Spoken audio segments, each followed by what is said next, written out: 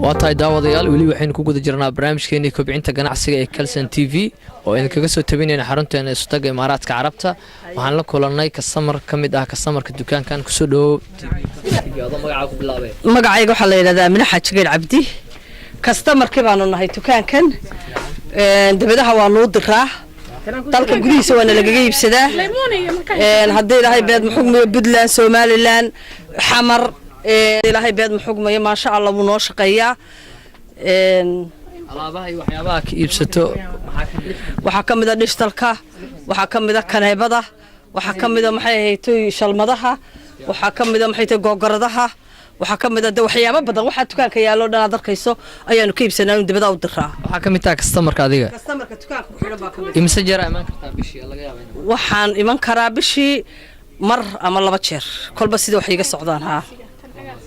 adaa mudan hooyo waxaan magacayga Caasha Jacadeeriye waxaan ka tirsanahay ganacsatada ka ganacsata Matalia Hotel waxaan ka ganacsadaa dharka dumarka waxaan iibiyaa duruucda digitalka duruucda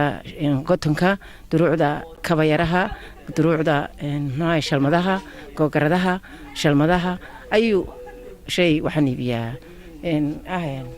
waxaan iibiyaa daladaha shaararka ayu shay waxaan iibiyaa dumarka ay gashadaan kabaha dumarka cadarka dumarka cuudka waxaan u dirnaa UK Mareykan Canada Sweden ayu bilaad waan u dirnaa dharka alaabtaas sidee lahan waxyaabaha heesaan wadamada laga soo sameeyaa waxa lagu soo sameeyaa Hindiya China Pakistan waxa lagu sameeyaa ay makaano badan meel badan baa lagu sameeyaa adoo soo koobayo fursadan ay ku siisay Kalsan TV maxaa ugu baaqleed customerkaaga oo daafac caalamka waxaan ugu baaqi lahaa customerkayga inay ku soo dhawaadaan dukaankayga Real Al-Rahma oo ka furan Dubai qalbi Dubai Matalia Hotel Gold Souk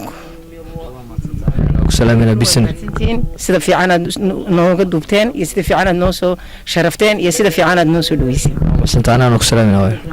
insha Allah billahi